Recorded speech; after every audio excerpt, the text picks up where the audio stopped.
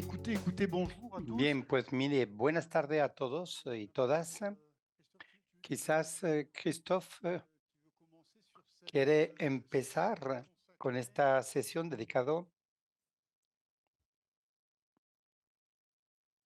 o dedicada. Un momento, por favor. Nos hemos quedado sin sonido desde la sala. Bonjour à tous, je pense que nous allons Bien, buenas tardes. Creo que vamos a empezar para este final nocturne. de la tarde. Je pense que c'est le cas. Donc, je suis médecin Bueno, psychiatre. soy médico psiquiatra, yo soy Bruno Millet. Dans le champ de la Sin neuromodulation et de l'addiction embargo, en el cérébrale-crânienne, ámbito de la neuromodulación, en el tratamiento de las il y a adicciones, des protocoles de traitement obviamente nos ocupamos de los protocolos de los trastornos adictivos, que también es actualidad dernier congrès de en bonne el último Congreso de Buena Estimulación de Lisboa, sur l'addiction especialmente et en el surtout ámbito de la investigación sobre la adicción y sobre l'alcool los trastornos del alcohol en los promus sujetos, que fue chercheuse de l'année, Colline Hanlon. promovida Donc, como investigadora del je suis año, très heureux et honoré de participer y avec vous para à mí es un cette honor poder conférence sur la participar en neuromodulation como moderador en MS torno a la et du TOC neuromodulación comme modèle y de del TOC l'addiction. como un modelo de la adicción. Por lo tanto, vamos a tener tres Un oradores, français et un deux francés English speakers.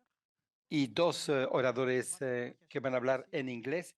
Tú harás en tu français. presentación en francés. En francés, Et perfecto. nous commencerons donc par le Bien, professeur pues vamos a Daudet, empezar por el profesor Bruno Millet. Yo mismo soy Christophe Daudet, psychiatrie y que es profesor de en psiquiatría en Paris-Sorbonne, la Universidad de et Salud de le París-Sorbona, y que es responsable responsable de de la la unidad stimulation de Stockholm, transcranienne, que es cognitive precisamente el responsable de esa unidad de los trastornos et un important afectivos del TOC, spécialiste. y que es efectivamente un eminente especialista.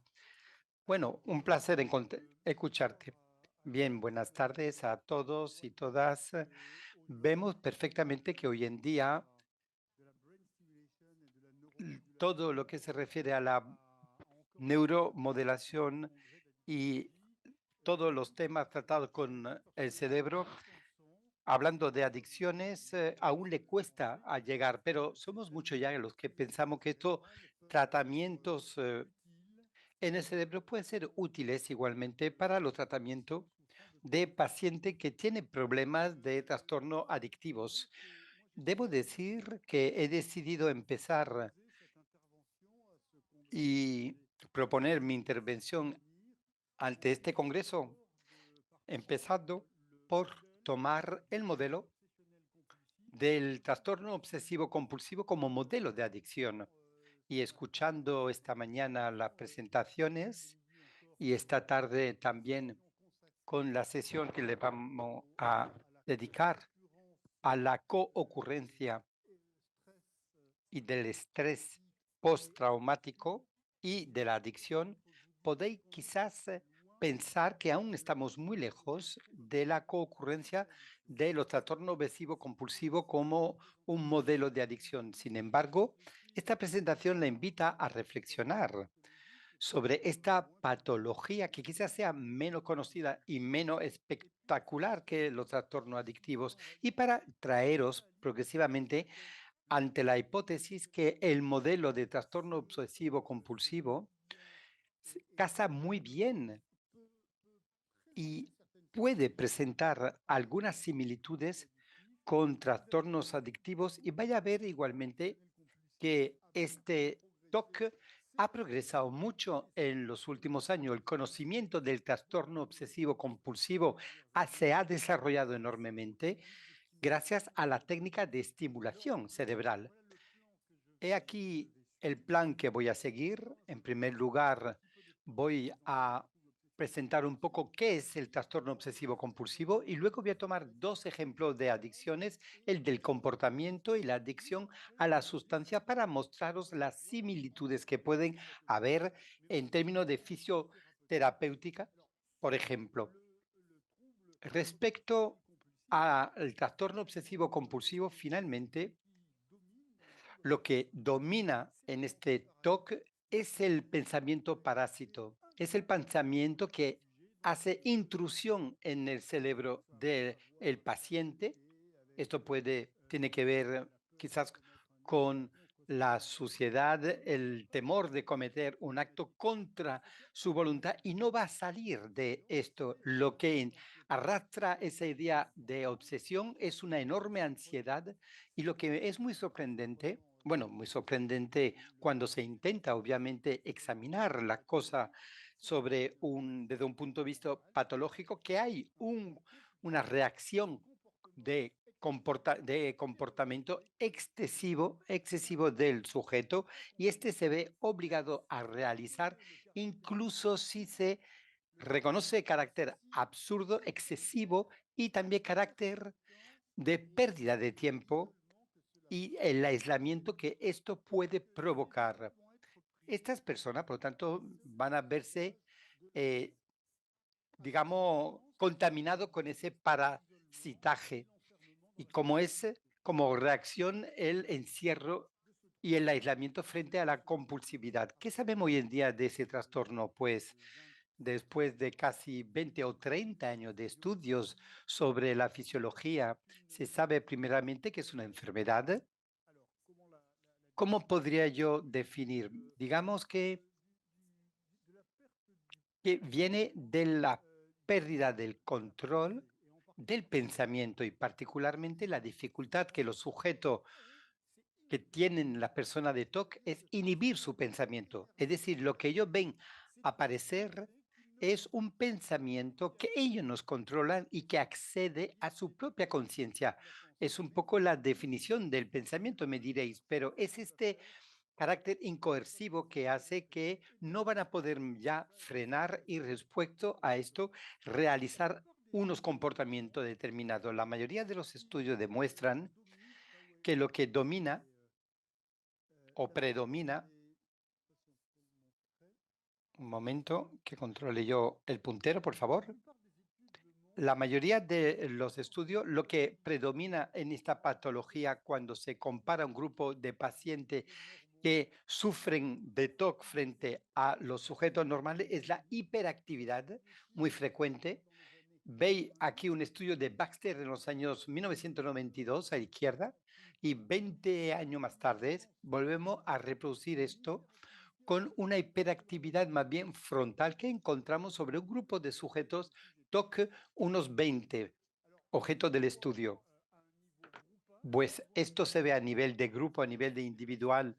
La diferencia no es suficientemente importante y esa hiperactividad metabólica no es bastante importante para que se pueda considerar ese test como un test utilizable y una que se pueda, digamos, utilizar a escala individual, pero es una constante y uno de los resultados más sólidos que observamos.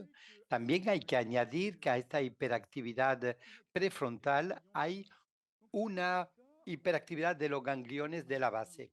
Y esto ha llevado a desarrollar una fisiopatología, una reflexión sobre la fisiopatología, sobre el TOC y la implicación de los circuitos corticales y subcorticales, es decir, de redes neuronales que finalmente están integrados, se integra en el sujeto normal, el sano y que permite de controlar la motricidad, pero también controlar la cognición y finalmente esas ideas obsesivas. Y a partir de ahí y de estos trabajos de fisiopatología sobre este circuito corticodal, lo mismo que se interviene sobre personas que sufren de patología, pues se ha tenido la idea de intervenir también de paciente que tiene trastornos obsesivo-compulsivo, como veremos un poquito más tarde. Pero esto ha permitido igualmente reflexionar mucho sobre estos circuitos que finalmente están implicados en el TOC. Y en la reflexión, comparando el TOC con patología adictiva, yo me preguntaba si acaso los pacientes que sufren TOC tienen problema o no de toma de decisión. Veremos que obviamente es el caso para aquellos que tienen trastorno obsesivo, también hay un problema de control y con idea de que vienen a subcontrolar su entorno, que casi lo contrario a la adicción. Tercer aspecto es la evolución del trastorno obsesivo compulsiva en varios años, porque al principio los pacientes que va a tener esas compulsiones, estas acciones repetitivas, lo hace debido a una idea, pues, obsesivas. Si ha empezado a limpiarse las manos, lo va a hacer de forma compulsiva, ya que piensa que su cuerpo está sucio o está potencialmente contaminado. Pero a medida de la evolución de la patología, el trastorno obsesivo compulsivo va a desarrollar temas mucho más profundas que tiene mucho más que ver con aspectos motores que de comportamiento, hasta el punto que cuando uno pregunta a un paciente que sufra de TOC, ¿cuáles son las razones que realizan ese lavado de mano compulsivo? La mayoría de las veces dicen que está relacionado con la obsesión de lo sucio, pero está programada, está adquirida esta forma y a menudo casi es irreversible de intentar de suprimir esa tendencia compulsiva. Hoy en día, en el TOC, y voy muy rápido, desde el punto de vista de la terapéutica, que intenta precisamente utilizar medicamento que va a intentar disminuir la frecuencia y el tratamiento de lo compulsivo, de las compulsiones, se basa por exposición con respuesta preventiva, una terapia que permite finalmente en proponer a los pacientes el exponerse a lo que más tienen miedo y no realizar estos rituales de lavado que no hacen más que condicionar el sujeto a su comportamiento compulsiva. Y el tipo de evaluación más conocido es la Weight Box, y vaya a ver que también las adicciones, algunas herramientas provienen precisamente de esta técnica. Pues bien, respecto al aspecto terapéutico en el TOC, existen algunas entre medicamentos que son las técnicas de estimulación cerebral. Debería de empezar por la técnica más invasiva, que es la que ha llevado a la ETRCM, MESEP, y vaya a ver toda una serie de datos sobre esta estimulación cerebral no invasiva, EMTR, perdón, para el TOC. En 2014 también publicamos un documento enseñando que la inhibición de a baja frecuencia permitía de aumentar y de, sobre todo, aligerar la sintomatología. Perdón. También un equipo israelí coordinado, creo que Abraham Zangen, que luego tomará la palabra, y apoyado por una empresa Brewe, ha desarrollado el uso, digo bien, de la MTR implicada con una técnica específica que permite de ir aún más profundamente y alcanzar algunas estructuras específicas como el córtex singular, pues que este equipo ha demostrado la eficacia de la DIP EMTR, una publicación de 2018, donde se ve aquí el tiempo en abscisa, vamos hasta 8 semanas, y cuando comparan los sujetos que tienen TOC, pero algunos presentando una estimulación verdadera con el Brainwave y otras presenta una estimulación charm, pues vemos la diferencia que aparece al cabo de 4 semanas. Por lo tanto, una serie de argumentos para decir ya que la estimulación magnética transcraneal es eficaz en este TOC. También para decir que en el TOC lo que ha cambiado también la patología es el conocimiento que tenemos sobre la utilización de la estimulación cerebral profunda de alta frecuencia. Esto es una publicación francesa que fue publicado en 2008, pero también la estimulación de del núcleo sacuido, que ha permitido demostrar que de los gangliones de la base podían mejorar considerablemente la sintomatología de los pacientes que sufrían este trastorno obsesivo compulsivo. Veis argumentos bastante elaborados, terapéutico, y quizás voy a decir algunas palabras sobre esta estimulación profunda para deciros que esta técnica con alta frecuencia es la única, ya sea sobre la parte de los gangliones, que permite hacer desaparecer completamente el TOC en los sujetos. Es deciros la importancia y la influencia que este tipo de estimulación de estructura cortical profunda. Entonces, ahora llego sobre algo que se conoce menos, que son las patologías adictivas, pero me he planteado qué es lo que pasaba ante personas que sufrían de lo que se llama adicciones de comportamiento, por lo tanto sin sustancia, y he cogido el ejemplo del trastorno del juego.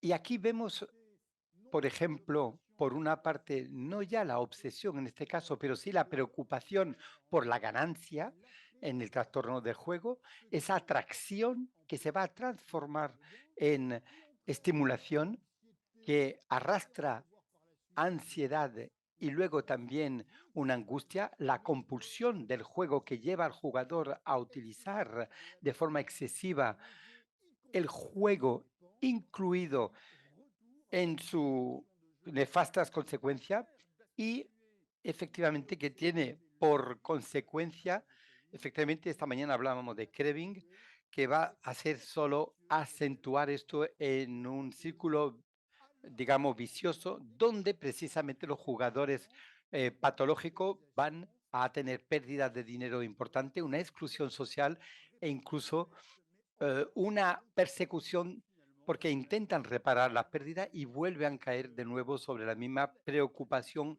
de comportamiento eh, y como adicto que son. He buscado a ver qué es lo que se estaba ya escrito en la literatura. La dificultad de tomar decisiones y control de inhibición son dificultades cognitivas que ya se avanzan en esta patología del trastorno del juego. Igualmente, el descuento por demora es esta tarea que permite saber si usted es impulsivo o si controlan muy bien su capacidad a diferir las cosas para poder obtener una ganancia más importante, más diferido que inmediato, si usted busca el descuento por demora. Pues en este anomalía, trastorno del juego, hay esta capacidad a diferir la recompensa, no sería diferente ni significativa, lo que plantea preguntas sobre el tratamiento en los juegos patológicos, y lo que también es divertido cuando se ve los estudios que se hacen sobre las diferentes patologías, y hay cada vez más, vemos elementos como por ejemplo la serotonina. ¿Qué es lo que ocurre? Y son los mismos circuitos que recompensan y nos muestra lo que encontramos al principio de la patología, precisamente del TOC, una evolución que es muy similar a los sujetos con muchas recaídas. También he mirado sobre las adicciones conductuales desde el punto de vista terapéutica. La primera fase es la abstinencia del juego, que reduce los síntomas inmediatos de abstinencia. Y cuando mira los medicamentos, obviamente antagonistas aparecen de los receptores opiáceos, como por ejemplo es con la naltrexona y la nalmefeno, y de nuevo, fijaros que aparecen la fluvoxamina, por ejemplo, y cómo se puede encontrar igualmente que ni en Europa como en Estados Unidos se permite estos medicamentos para este tipo de encuentro. Y luego la terapia del comportamiento se utiliza igualmente para permitir a los pacientes el gestionar las ganas de jugar. También he mirado qué es lo que pasaba en la estimulación cerebral. No hay mucho que muestran que en algunos casos esta estimulación cerebral de las adicciones conductuales puede ser, ya que los efectos de la estimulación eléctrica transcraneal en el juego y la ludopatía no son muy diferentes y no permite concluir de la eficacia de tal técnica. Última comparación del TOC con la adicción a el alcohol, por ejemplo, en este caso, consumo de sustancia alcohólica, y se ve perfectamente que la problemática es similar, la misma que los TOC presenta al principio. Hay una atracción por el alcohol, ya que desinhiba, pero muy rápidamente esa atracción se va a transformar en un craving con el hecho de que cada vez que bebe, en vez de obtener una atenuación de su ansiedad y de su preocupación, no hace más que acentuarse las cosas y rápidamente entra en ese círculo vicioso del cual no se puede salir con la preocupación por la bebida, que es la preocupación principal de la persona, la ansiedad o el craving, no sabría definirlo, la búsqueda compulsiva con con todas las consecuencias nefastas que se deriva de ello, como es la pérdida de dinero, por supuesto, también la exclusión social, las dificultades forense ilegal y sobre todo la destrucción cortical y subcortical de los pacientes que sufren de dependencia del alcohol. Entonces, cuando se mira todo esto, y la herramienta de psicométricas, se ve que los especialistas han utilizado herramientas que son muy comparables con la white box, con también la escala de consumo compulsivo obsesivo que se utiliza cuando se intenta evaluar el tratamiento, y con una escala de consumo de droga obsesivo compulsivo que se deben también considerar como trastorno, y con estimaciones de recaída que se calcula entre 40 y 60%, por lo tanto, en los trastornos crónicos remitentes recurrentes. Hay muchos artículos maravillosos en la fisiopatología de la adicción. Algunos esperamos con mucha impaciencia, Alain, pero hay este documento extraordinario de la neurociencia de la recompensa de la adicción a la droga, publicado en 2019, donde se ve todo el sistema de recompensa que está implicado y otros muchos sistemas y redes con que toma en cuenta la preocupación, la anticipación y una relación directamente y directa con los que tienen trastornos con el alcohol, y vemos esos niveles corticales, subcorticales. Y si vemos el interés de la estimulación cerebral, podemos observar que la EMTR, la estimulación cerebral no invasiva, ¿afecta acaso el comportamiento? Pues se ha visto en lugares que se veían alcanzados por el consumo de alcohol, y que hay efectivamente unas señales dorsales más importantes en los grandes bebedores frente a los bebedores sociales, y esto ha mostrado inmediatamente una activación inducida por la señal significativamente más alta del estriado dorsal en bebedores empedernidos que en comparación con bebedores sociales. A medida que el alcohol domina al individuo, los sistemas de comportamiento, de procedimiento de aprendizaje repetidos van a dominar sobre la forma de la patología, que es la idea obsesiva y preocupación obsesiva de procurarse el producto o ser parasitado por ideas, como ocurre para aquellos objetos de TOC. Vuelvo un poquito hacia atrás para deciros que muchas cosas se hacen hoy en día en el uso de sustancia y antes que presentar estudios que se va a presentar por Abraham Sangen en un par de minutos, quisiera enseñaros rápidamente este ejemplo de este paciente que está sentado ahí con ese casco y que vino a verme con una historia de alcohol muy clásica, 46 años, 48 años, perdón, electricista, divorciado, padre de 4 hijos, de padre alcohólico también, que murió de cáncer de estómago.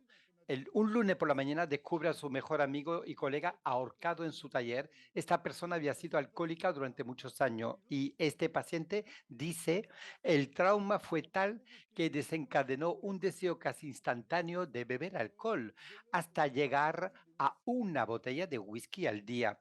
No podemos dar cuenta del lado un poco autosuicidio del individuo que viendo cómo su amigo se ha colgado debidamente por la consecuencia del alcohol, él mismo va a caer en la misma patología y describe pues la escalada, la pérdida de sociabilidad.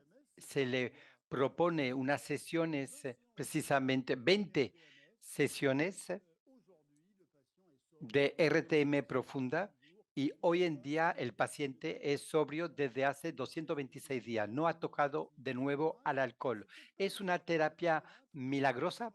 Pues quizás no, pero quizás pueda ayudar en el sentido que el casco que se utiliza es el mismo casco que se utiliza en el TOC y que va a tocar una estructura neuroautonómica que es singular, que es la parte frontax de frente y que son puntos muy importantes en el TOC. De ahí a deciros que esta técnica es capaz de lo mismo que en el caso del TOC, suprimir estas preocupaciones intrusivas ligado al consumo de alcohol, pues hay un paso que no voy a franquear, pero que nos da ganas sin duda de seguir en ello. Yo he querido mirar también lo que estaba haciendo otros estudios que hoy en día están proponiendo a pacientes que sufren precisamente de dependencia con la cocaína, es hacer esta estimulación cerebral profunda de alta frecuencia, pero con límites que están directamente ligados al material que se utiliza hoy en día para estimular con uso de electrodos y que se pone precisamente al nivel ventral, deben de utilizar estimulaciones eléctricas que se conectan a una batería que se sitúa al exterior del organismo. Estamos esperando, obviamente, con mucha impaciencia, ya una especie de micropila o batería que se pudiera conectar a estos electrodos de estimulación o otro tipo de estimulación de ultrasonidos que podría mejorar igualmente esta técnica. Bueno, he aquí para deciros que me parece que hoy por hoy esta técnica de estimulación debe de seguir adelante. Espero haberos atraído su curiosidad, algunos elementos también complementarios. La neuroplasticidad dependía de la activación del cerebro y a mí me parece fundamental, como se ha dicho por los estudios que hoy en día se presenta por el laboratorio Balvue, de poder sensibilizar al individuo a la problemática de dependencia a la cual se quería quitarse. Hay algunos estudios precisamente que muestran que hay circuitos cerebrales que están más dispuestos a cambiar cuando sufren una descarga eléctrica y esto es un aspecto fundamental de antes de empezar al uso de este tipo de técnica. Bien, muy rápidamente intentar, por lo tanto, sensibilizar a esta continuidad de los síntomas que existen entre la patología del espectro y la patología adictiva, el parasitaje del pensamiento, los defectos de la no toma de decisiones, la compulsividad Le recuerdo la compulsividad es la tendencia a realizar actos de forma repetida y habitual para evitar las consecuencias negativas percibidas, aunque el acto en sí pueda tener consecuencia negativa. Y la consecuencia negativa para el TOC, pero también para adicciones, es como la he podido ilustrar a través de estos minutos. Muchas gracias. Craint de l'infrastructure clinique de recherche en neurosciences de l'Institut du cerveau que je coordonne à Paris, à la Pitié-Salpêtrière, en articulation avec l'hôpital Saint-Antoine. Et nous travaillons notamment sur des problématiques de ce type-là. Je vous remercie de votre attention.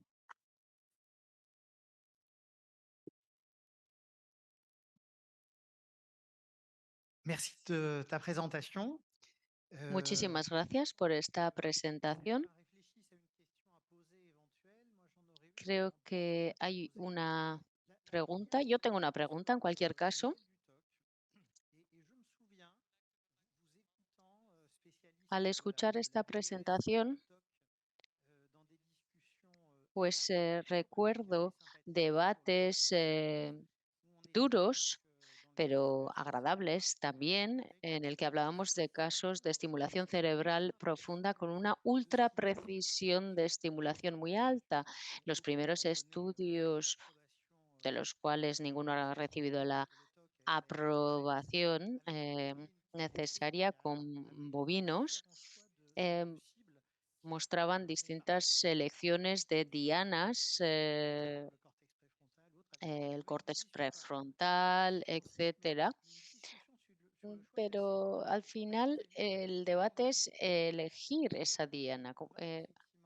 Una estimulación cuya diana sea un cierto número de dianas simultáneas sería una parte de la solución. ¿Podría ser así o no tiene nada que ver? Bueno, en cualquier caso, ese es el argumento que da Brainsworm. Dice, bueno, vamos a estimular más dianas neuroanatómicas para tener un mayor efecto. Esa es la lógica existente en la estimulación cerebral profunda y en la RTMS. Yo creo que cuanto más precisos seamos en la diana que vamos a localizar, mayores terapias adecuadas vamos a encontrar o mejores terapias vamos a encontrar.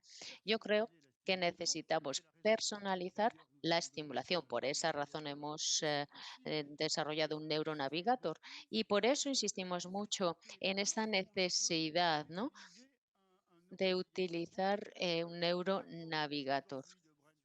Yo creo que no se trata tanto de localizar precisamente la diana, sino la capacidad de una herramienta electromagnética de ir más profundo, de llegar a mayor profundidad hacia la estructura subcortical. Y eso, en la actualidad, esta es la única técnica que permite realmente llegar hasta ese nivel. La otra técnica es la de estimulación cerebral profunda, alta frecuencia, pero esta es una técnica invasiva y en la actualidad, para pacientes que presentan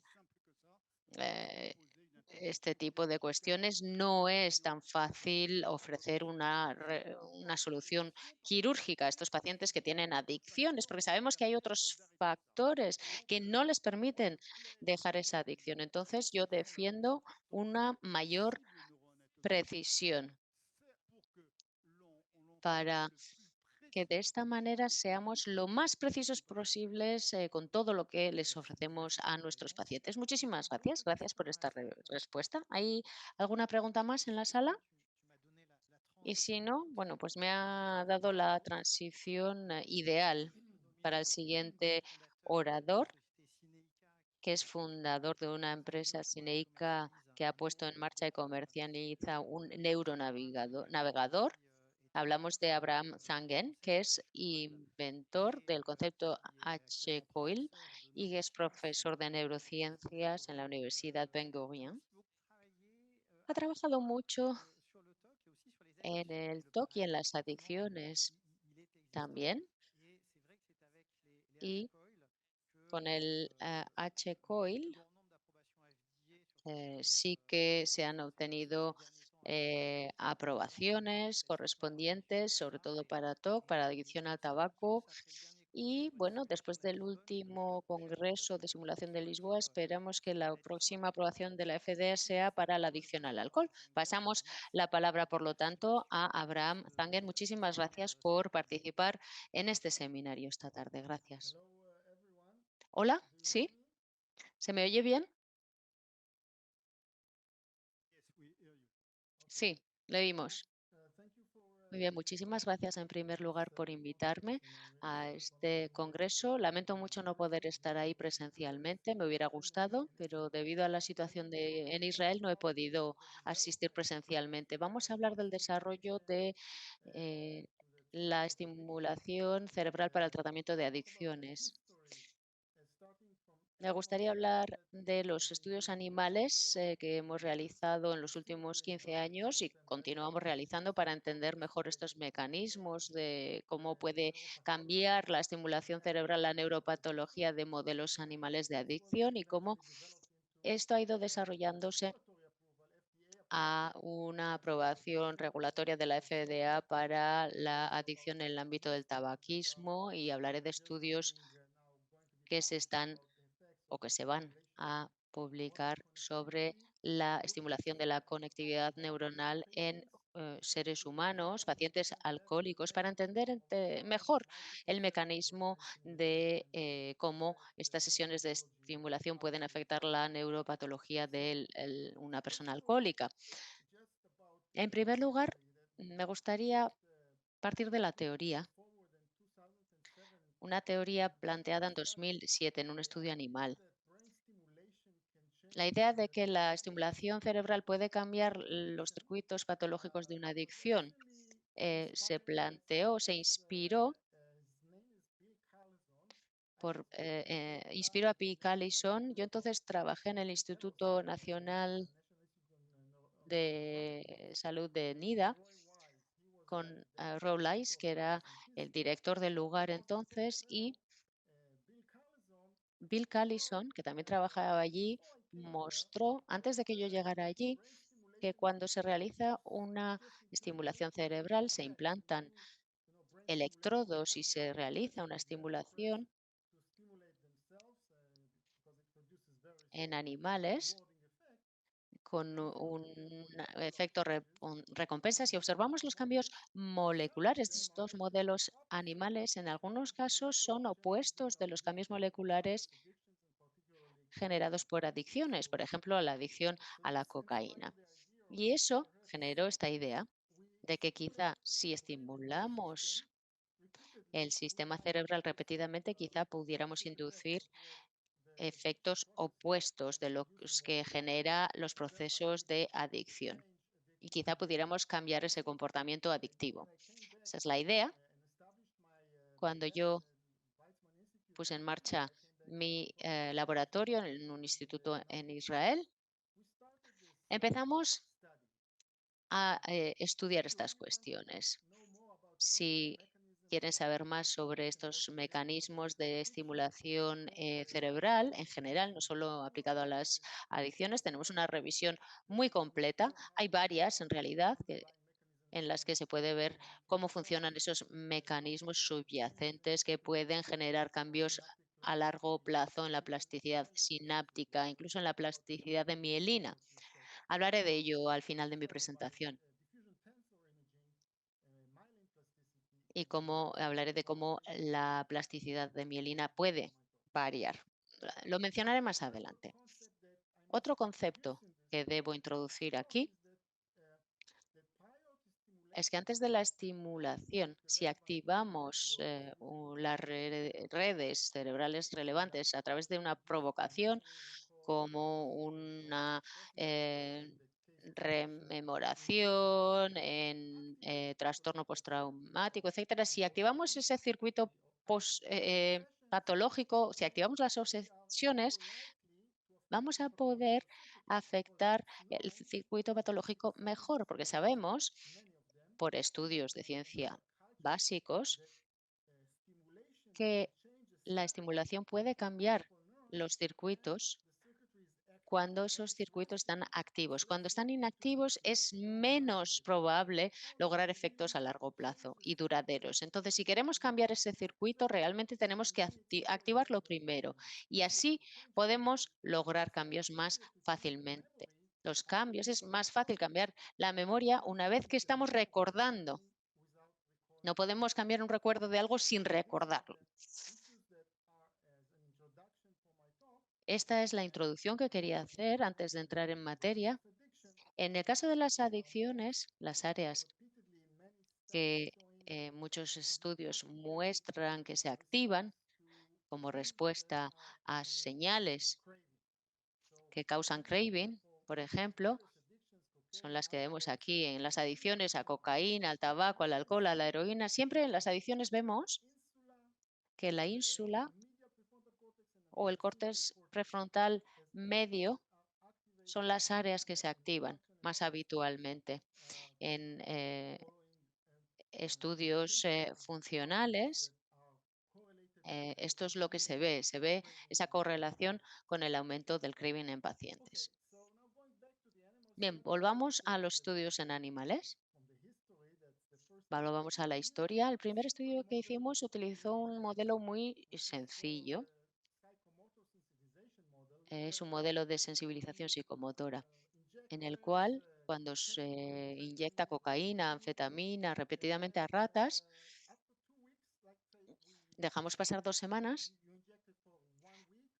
inyectamos durante una semana en una dosis determinada y luego los dejamos y volvemos a ellos después de 1, 2, 3 semanas y analizamos el efecto de la misma dosis de cocaína, anfetamina, etcétera, y vemos una sensibilización. Se genera una respuesta a esa droga.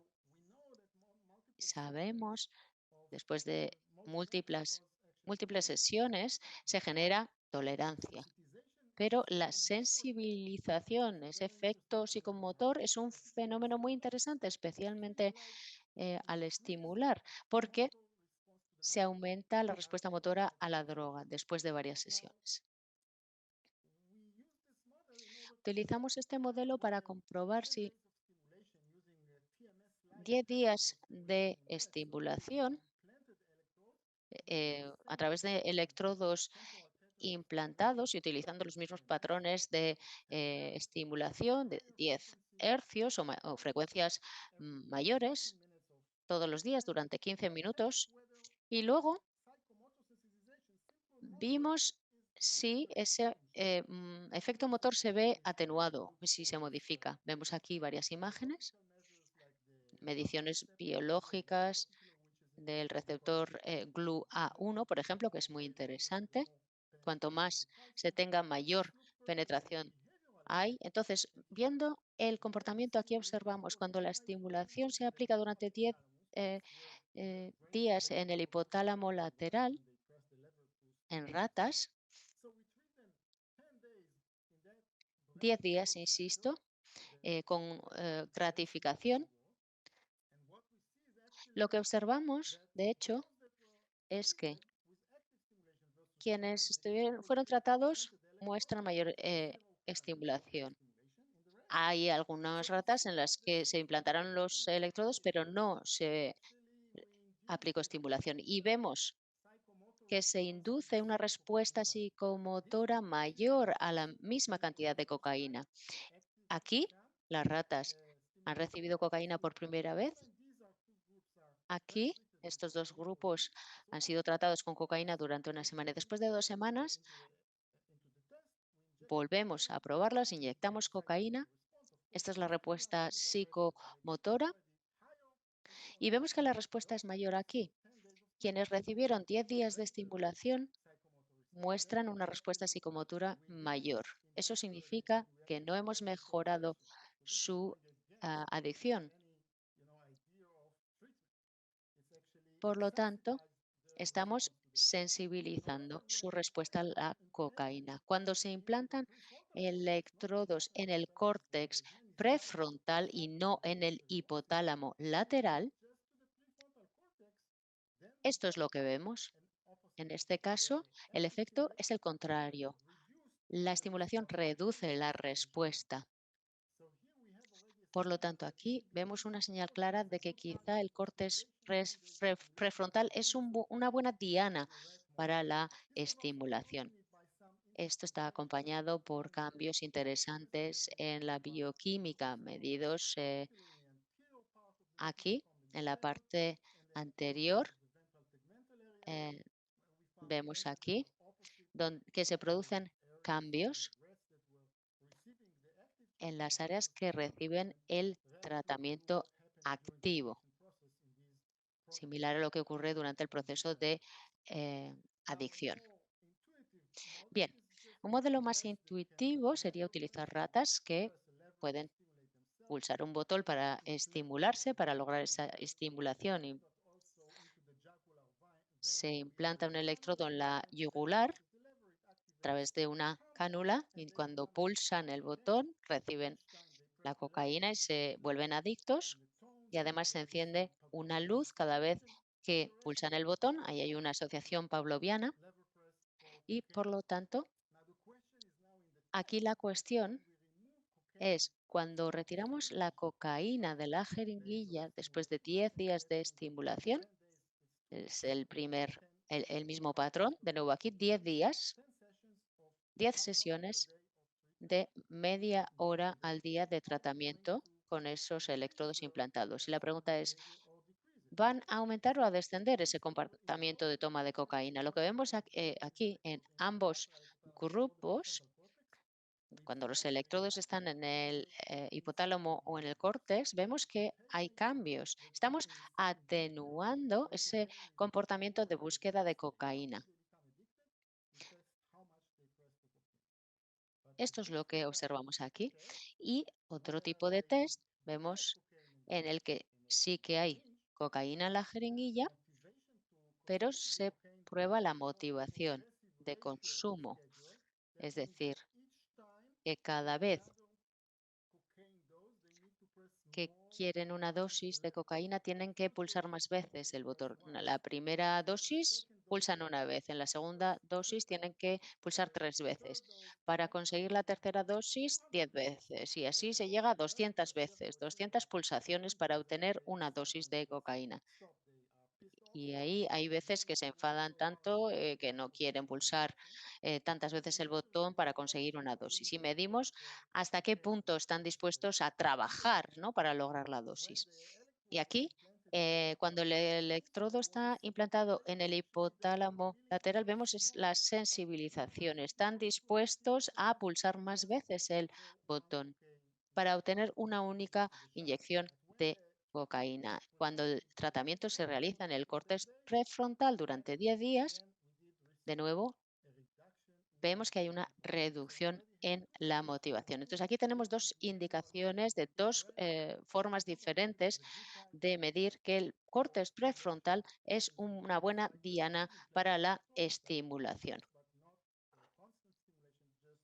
Vemos que esta estimulación no es constante, sino media hora al día únicamente. Bien, la última diapositiva que quería mostrar de animales es un nuevo estudio realizado en mi laboratorio. Realizamos muchos estudios, pero estoy mencionando únicamente los que me parecen más interesantes. Este es un modelo más complejo de adicciones donde,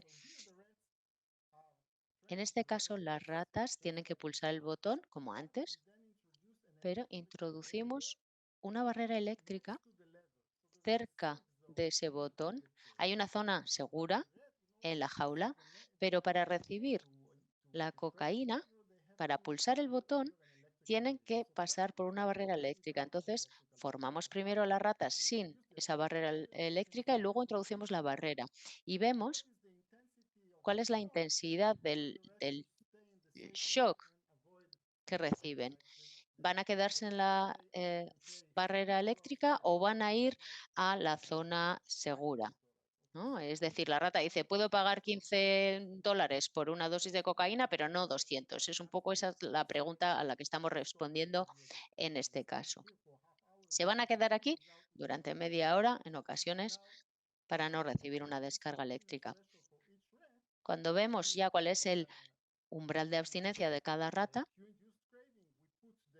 inducimos el craving, ponemos también la luz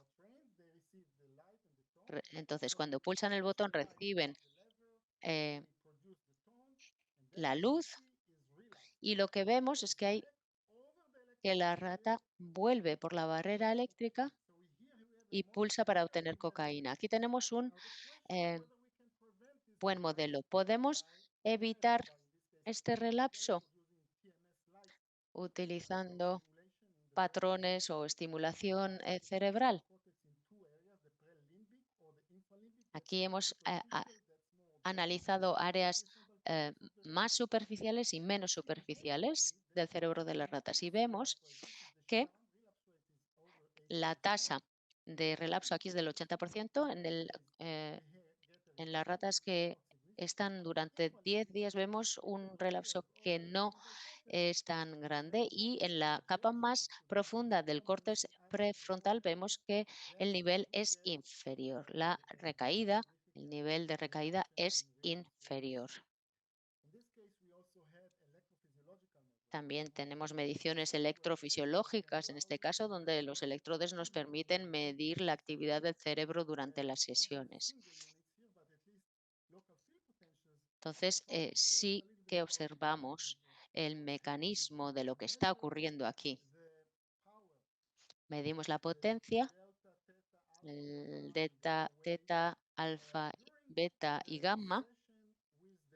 Durante la sesión vemos que se utiliza la luz frente a otras sesiones en las que no hay luz. Y así podemos ver que el craving inducido por las señales cambia la actividad cerebral. Lo que vemos es que en este grupo, el infralímbico, vemos que hay un aumento durante la sesión en la que sí que está presente la señal y la luz en comparación con otras ondas, delta, teta y alfa. Eso implica una reducción de la actividad del córtex infralímbico por la estimulación. Entonces, nuestra estimulación pudo reducir la actividad en esta zona profunda del córtex prefrontal. Y esa reducción de la actividad en realidad puede estar asociada a la reducción del comportamiento adictivo y en la reducción de la recaída. Estas son las conclusiones obtenidas en modelos animales. ¿Y cómo se traduce todo esto a los seres humanos? El primer estudio en humanos se realizó antes de obtener la aprobación de la RTMS y lo utilizamos en adictos al tabaco y queríamos ver cómo funcionaban estos ensayos realizados en modelos animales en humanos adictos al tabaco. En este caso, contamos con personas que querían dejar de fumar. Utilizamos la misma frecuencia que sabíamos que era eficaz, 10 hercios, sesiones diarias durante varias semanas, y medimos los elementos subjetivos y objetivos.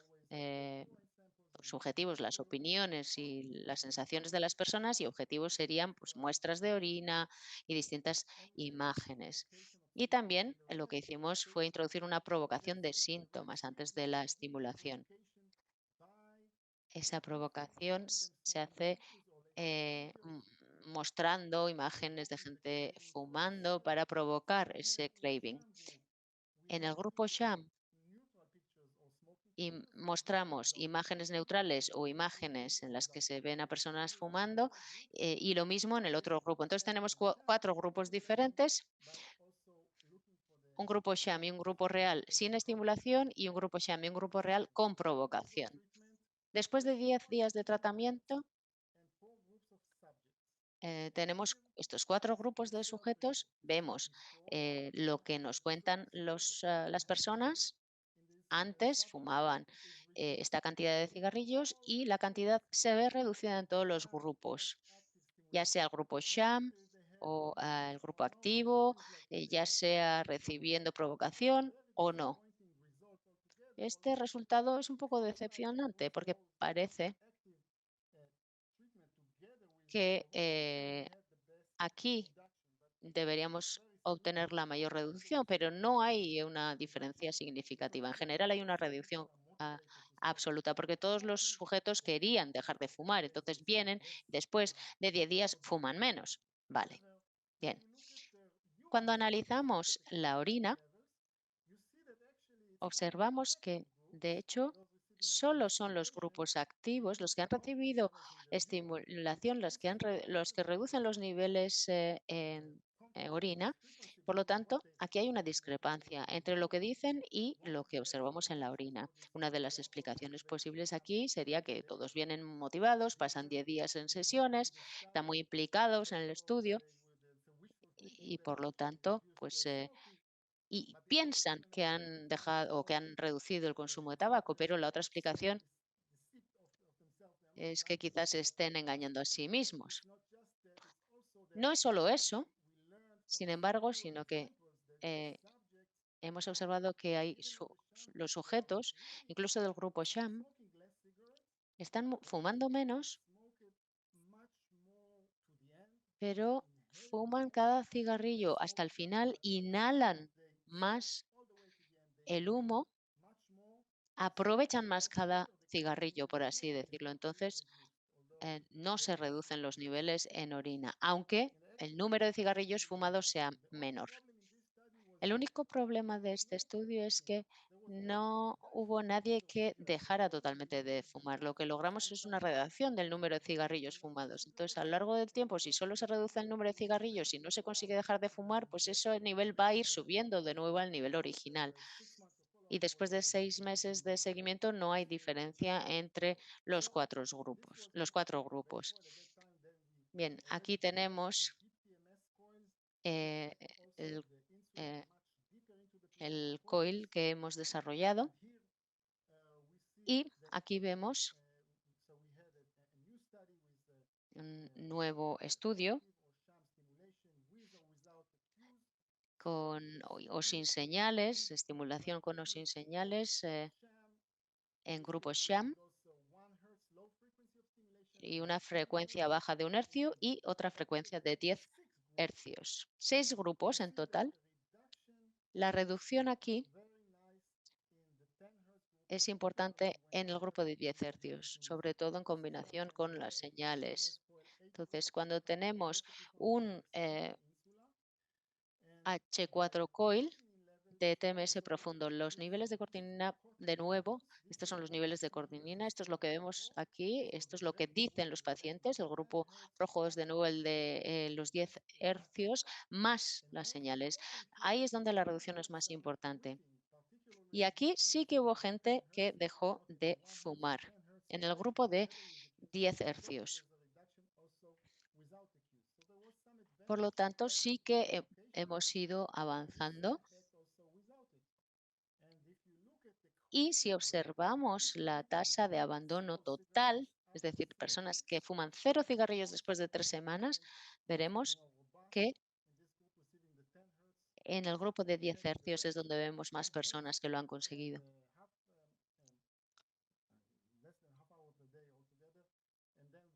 Este sería el grupo. Estaríamos en una tasa de un 40% de abandono después de 3 semanas y después de 6 meses. Después de 6 meses vemos que todavía esta es la barra mayor. Bien, esto es un estudio publicado que se ha utilizado como base para otro estudio, un estudio más amplio en distintos centros de todo el mundo para observar si la estimulación sham puede ser interesante. O sea, si podemos comparar los 10 hercios, el grupo de 10 hercios y provocación con grupos sham. Y entonces, en estos centros de todo el mundo, pues se realizó un estudio por parte de Mark George en Estados Unidos. Contamos siempre con 2 grupos, un grupo de 10 hercios y un grupo sham con provocación en 12 lugares en total. 427 sujetos elegibles. En total participaron 362. Vemos que los años en los que llevaban fumando eran de 27, 26. Vemos que son muchos años. Y aquí tenemos distintos métodos que habían utilizado Todos ellos habían intentado dejar de fumar 3 veces al menos y no lo habían conseguido. Utilizaron distintos métodos, que es lo que vemos aquí en la parte inferior. Fumaban una media de un paquete de cigarrillos diario en ambos grupos. Y aquí en este estudio multicentro analizamos si se podía aplicar el mismo sistema. Vemos que los resultados han sido positivos y han recibido la aprobación de la FDA, sobre todo en el córtex prefrontal e ínsula. Si vemos los resultados, sin embargo, tampoco son tan prometedores. Son muy buenos en cuanto a la comparación entre el grupo activo y el grupo sham. Aquí se ven unas diferencias muy claras. El efecto después de 3 meses, y estamos midiendo aquí siempre el nivel de cotinina, vemos diferencias muy claras entre la estimulación activa y el sham, pero vemos que tampoco son tan buenos resultados. Vemos que estamos en una tasa de 25%. Es decir, el 25% de los pacientes dejaron de fumar y seguían sin fumar a los 3 meses después del ensayo. Entonces, estamos hablando de 3 meses y medio.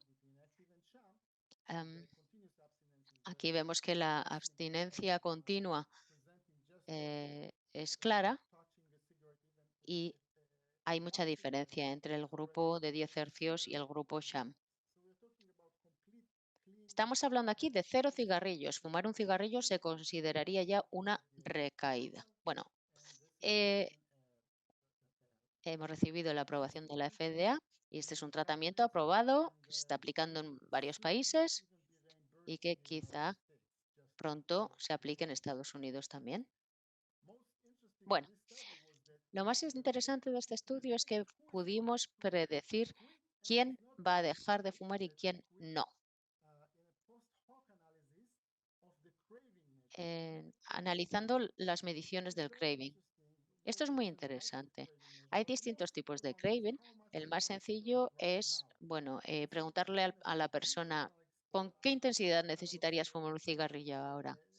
Y vemos aquí esta escala. Antes teníamos una línea base y luego inducíamos un craving con una imagen y les preguntábamos con qué intensidad necesitas un cigarrillo ahora. Tenemos aquí 1, 2 y 3 escalas visuales y vemos que cuando utilizamos señales, cuando hay provocación, sí que se produce algo de craving en cierta medida. Y después de la estimulación, quienes reciben estimulación activa ven reducido el craving muchísimo respecto al grupo sham. Y en relación a esa línea básica, vemos que quienes reciben estimulación están mucho más abajo en cuanto a craving. También es interesante poder predecir, basándonos en la reducción del craving después de la estimulación, sabemos en la primera sesión ya quién va a dejar de fumar y quién no. No lo sabemos uno a uno individualmente, pero sí que podemos predecirlo a un nivel alto. Entonces, cuanto mayor efecto en el craving se produzca en la primera sesión, más capacidad tendrá la persona de dejar de fumar 3 meses, después de la estimulación. Vemos aquí en las 3 semanas el grupo sham y el grupo activo. Este es el craving a las 3 semanas. En la primera sesión ya, la reducción del craving después de la estimulación nos permite predecir la tasa de abandono. Y este es un artículo publicado en World Psychiatry. Me gustaría finalizar hablando de estudios más recientes sobre adicción al alcohol. Es un estudio en colaboración con Marcus Heilig en Suecia, que fue director clínico de alcoholismo en Estados Unidos. Y aquí hay un consorcio promocionado por Horizonte 2020 que analizó los coils que se centran en la ínsula directamente, y estamos hablando del H8 en concreto frente al H7, que es el que también se utiliza. Entonces, estamos probando aquí, estamos aplicando el mismo protocolo en 2 lugares diferentes. Los protocolos son los mismos aplicados al tabaquismo, solamente con dianas diferentes en el cerebro. Y aquí tenemos las cifras. Hay 2 estudios diferentes en sujetos alcohólicos que desean dejar de beber. Se les expone a señales y a estimulación, y se someten a un tratamiento de 20 minutos diario. Y luego se realiza un seguimiento a 3 meses. Muchos de ellos reducen su actividad, pero hay que ver si luego consiguen seguir sin beber. Se realiza, por lo tanto, ese seguimiento a 3 meses. Se toman muestras de orina para saber si realmente han dejado de beber. Y bueno, pues aquí vemos los 2 estudios. Vemos que esta es una de las imágenes que se les muestra, una persona que está sirviéndose un vaso de alcohol. Se les muestra el alcohol, se les deja oler el vaso con alcohol, se les pone delante en la mesa. Es una provocación real. Y aquí tenemos los resultados del H8 publicados en Neuropsychopharmacology. Vemos que hay una reducción en los días en los que beben. Hay una reducción porque todos están motivados para dejar de beber, pero la línea sube a lo largo de los 3 meses de seguimiento y no hay diferencia entre los 2 grupos, el activo y el sham. En cuanto al H7, en este caso vemos una diferencia entre el grupo activo y el sham. Vemos esa reducción inicial, igual que en el estudio de la ínsula. En el cortes prefrontal medio vemos esa reducción también en los días en los que los sujetos beben, y luego vemos que esta línea se mantiene abajo en este grupo, en el activo, aunque sigue subiendo en el grupo sham. Y esto es a lo largo de 3 meses, un seguimiento a 3 meses vista. Vemos, por lo tanto, que en este grupo se produce, en el grupo sham, se produce un aumento de los días en los que los sujetos beben, mientras que en el grupo activo no es así. Si medimos el craving, observamos también una reducción y luego una tendencia al alza, pero con el H7 observamos que esta línea continúa abajo frente al grupo sham. Este es el seguimiento de 3 meses y estas son las 3 meses de estimulación. Ya en la estimulación se observa esa reducción en la escala de craving. El PAX nos muestra la reducción en ambos grupos inicial, pero el grupo activo continúa con esa tendencia a la baja que se mantiene durante los 3 meses. Esa línea no sube. Sin embargo, la línea del grupo sham sí que sube, eso refleja un mayor craving. Vemos aquí en gramos de alcohol consumidos por semana. Aquí tenemos la comparativa de ambos grupos y en el seguimiento de 3 meses. Bueno, vemos por lo tanto que esto apunta a que el grupo activo con estimulación del córtex prefrontal pues mejora su situación.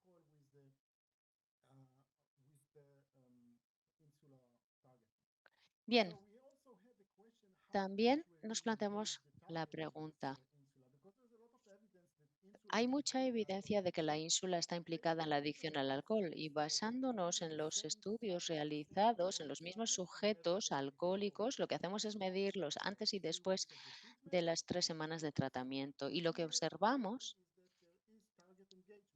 que vemos que hay una implicación, hay una diferencia entre el grupo SHAM y el RTMS. La conectividad entre la ínsula y otras regiones cerebrales que vemos aquí abajo,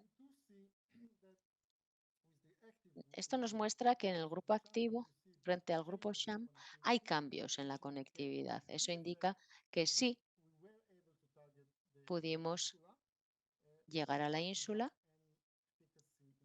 pero sin eficacia en cuanto a resultados clínicos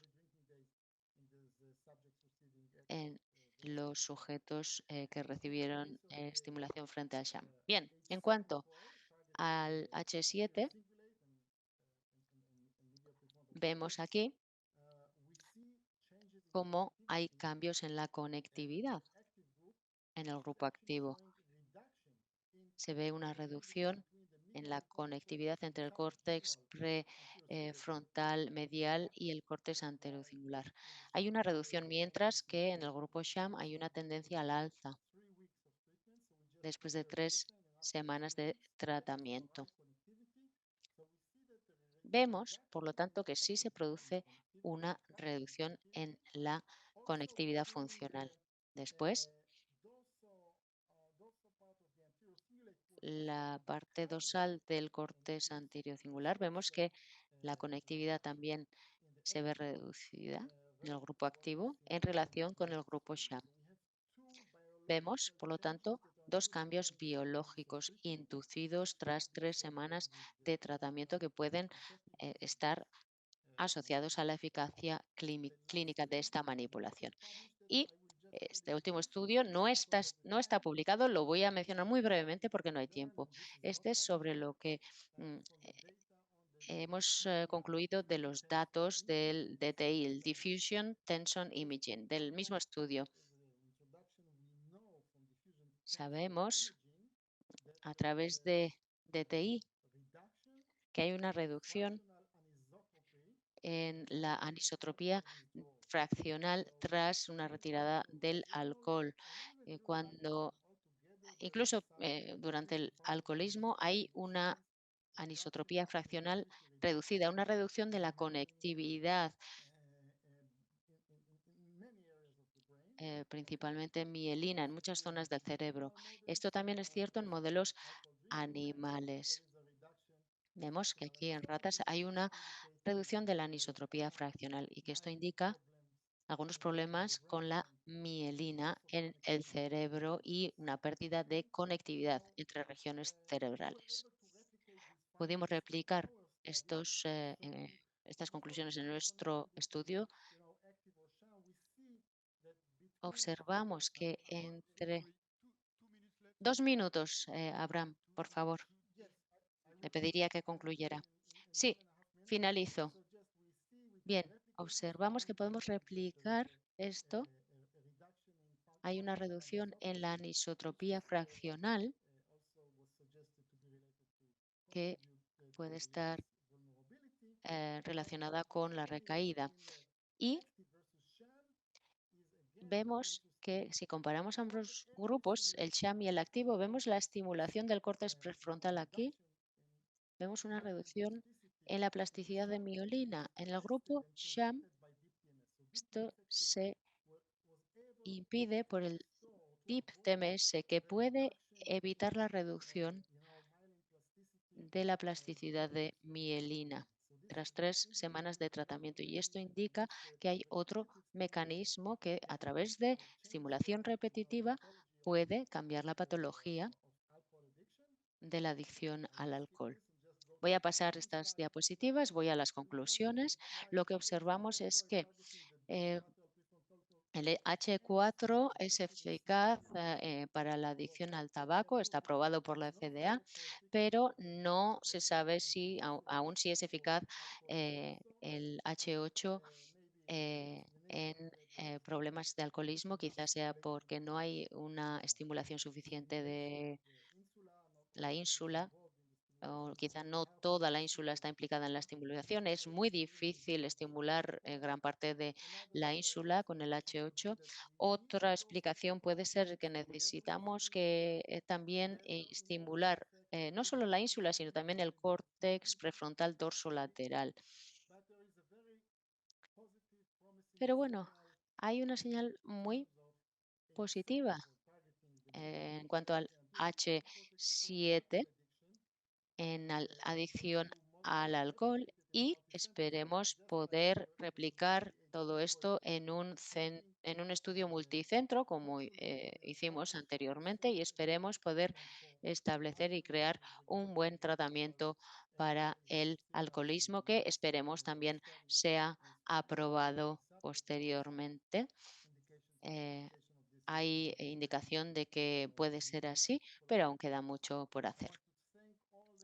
Aquí están mis agradecimientos. De verdad estoy muy agradecido a todas las personas implicadas, a Mark George, Marcos Heilig, Santiago Canals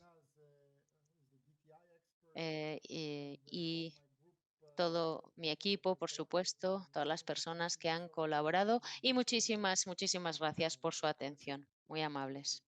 Gracias. Merci pour cette présentation très intéressante. Muchísimas gracias por esta interesantísima presentación. Tengo alguna pregunta, no sé si en la sala hay alguna pregunta, pero tengo una pregunta técnica. Ya se abordó hace unos años en Guayán.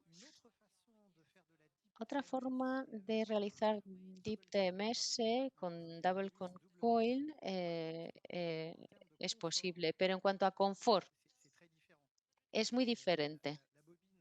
La bobina de doble cono es dolorosa y tiene intensidad terapéutica. Entonces, ¿cómo podemos explicar ese confort?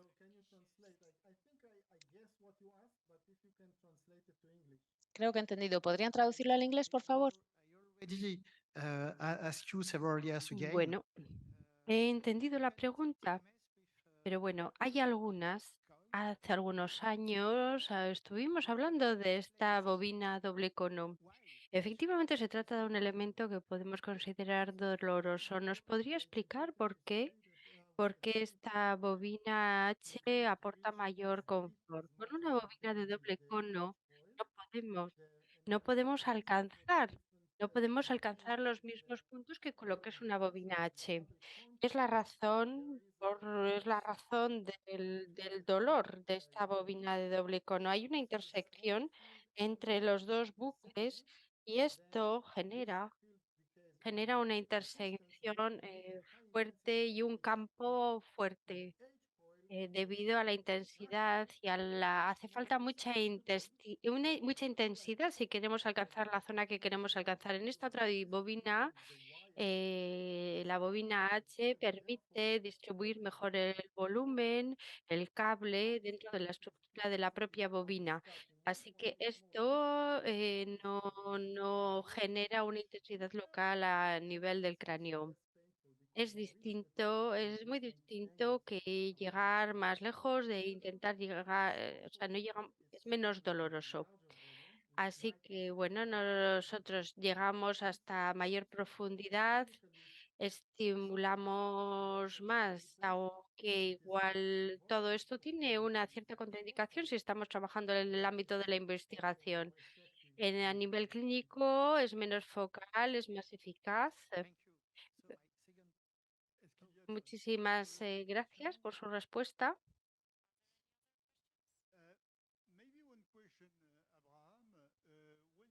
Bueno, una pregunta más, Abraham. Cuando usted nos dice, si he entendido bien, que la bobina H funciona para lo que es la desintoxicación del consumo de tabaco, es el que se ubica o el que dirige el córtex insular, pero no el córtex lateral frontal. ¿Cómo explica usted la divergencia entre los resultados que se obtienen utilizando la bobina H8? Sí, Voy a ser un poco más preciso. La bobina H4 se dirige al corte dorsolateral y el insular. Estamos hablando de una bobina de gran tamaño que genera una gran estimulación lateral y que llega hasta la parte insular. Sin embargo, la bobina H8 fue diseñada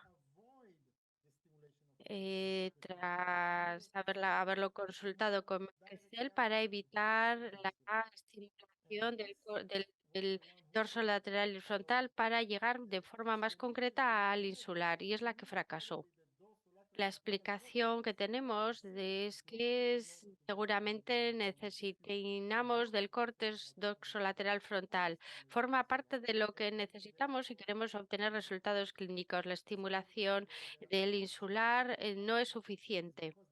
Es una respuesta probable, y la otra posibilidad es que el córtex insular sea muy profundo y que solo consigamos estimular una parte del mismo, y que todo lo que midamos o lo que medimos en el cerebro podemos alcanzar el córtex insular, pero solamente a un tercio, no a su total capacidad, sino a un tercio de su capacidad.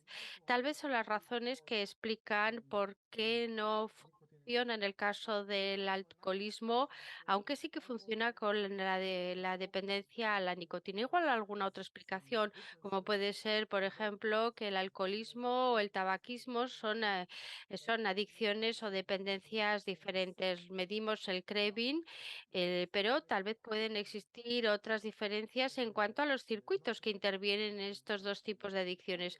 Y tal vez es esto que hace que una de las dos bobinas no sea eficaz. Hay muchas razones que pueden explicar estas divergencias, pero lo que está claro es con relación a la bobina, lo que está claro es la eficacia de la bobina H otro con relación al alcohol. Esto quiere decir que cuanto más precisos somos a la hora de elegir, a la hora de enfocar la estructura anatómica, mejores serán los resultados. ¿Es su posición? ¿Es su planteamiento? No, no lo es.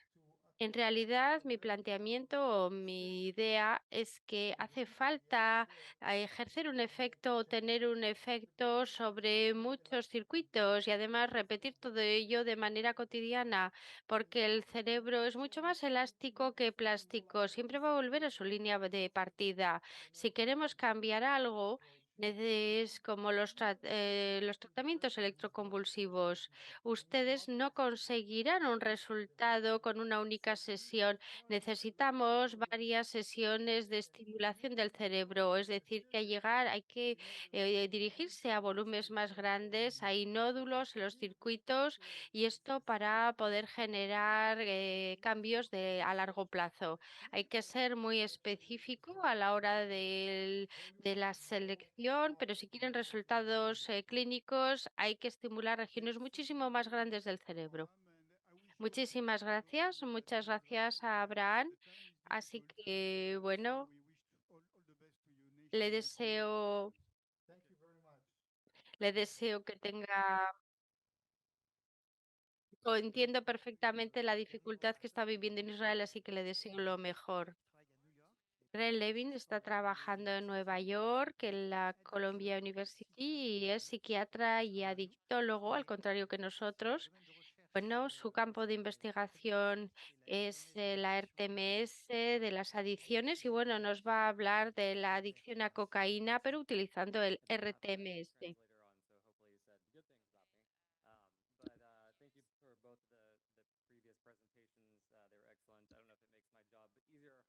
Muchísimas gracias, muchas gracias por todas estas presentaciones realmente excelentes, lo que me facilita muchísimo la tarea.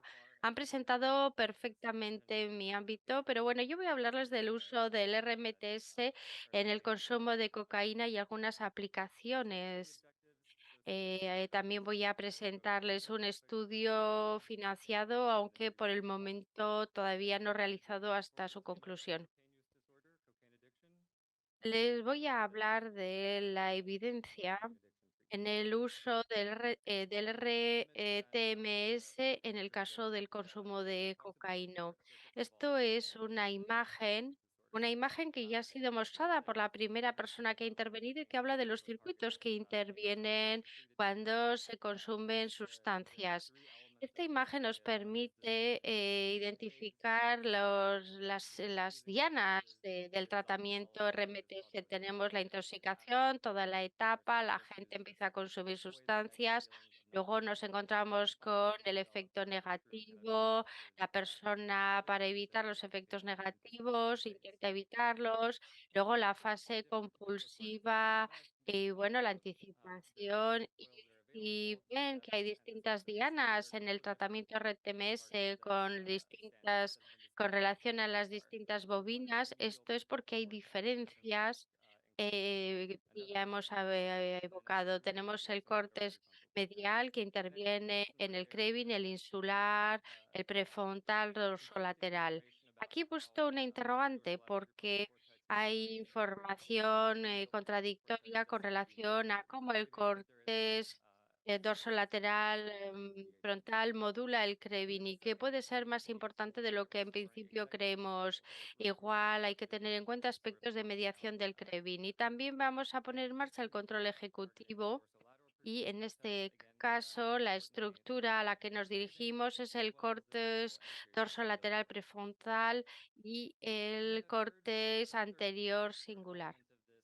Y luego tenemos un tercer elemento en todo ello, en el circuito de las adicciones y que consiste en gestionar la respuesta al estrés. La respuesta es que nos lleva a mejorar el craving, el control ejecutivo. Estas zonas cerebrales que se ven afectadas, hay una parte del bucle que entra en estructuras muchísimo más profundas y que no podemos, a las que no podemos llegar y que tal vez podríamos haciéndolo pasando por unas estructuras más superficiales del cerebro. Tenemos una revisión de la literatura con relación al uso de sustancias. Hay algunos estudios que han tratado el craving y que nos dicen que puede ser inducido por signos o por el olor, el olfato. Se trataría en este caso de llegar a un estado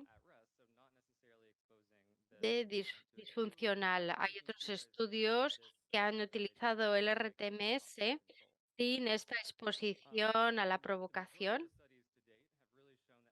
pero la mayor parte de los estudios actuales nos demuestran que la estimulación excitatoria con relación a la oposición, en oposición a la estimulación de baja frecuencia da resultados clínicos positivos y reduce la hiperactividad en alguna de las zonas cerebrales ligadas a la adicción. Son estudios realizados sobre los TOCs y que demostraban que la RMTC de baja frecuencia con la OCD sería eficaz en el caso de los TOCs. Y cuando hicimos el seguimiento de todos estos estudios, no incluimos el grupo de baja frecuencia. Así que realmente no hay ningún protocolo que utilice la estimulación de baja frecuencia. Y luego hemos visto lo que era la figura 8, estas bobinas que son mucho más selectivas, más que de superficie. Luego tenemos las bobinas H, que son menos selectivas y que llegan a mayor profundidad. Así que llegan y se introducen algunos centímetros en el córtex. De todas las maneras y con relación al uso de sustancias, los resultados preliminares son bastante cercanos.